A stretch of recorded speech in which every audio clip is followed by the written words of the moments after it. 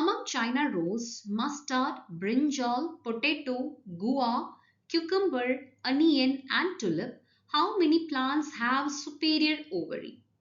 Superior ovary refers to an ovary that is positioned above the point of attachment of other floral parts, that is the sepals, petals, and stamens.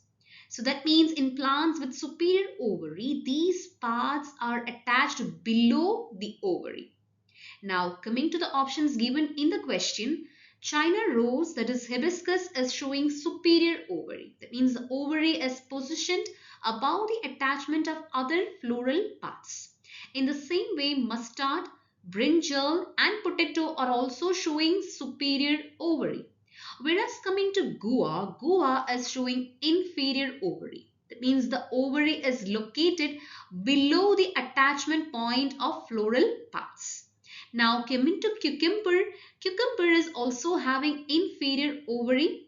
Now onion is having superior ovary and tulip also has a superior ovary. That means the ovary is above the point of attachment of other floral parts. So here we can see that 1, 2, 3, 4, 5, 6. So 6 plants are having superior ovary from the question given. So that means the correct answer is option C, 6.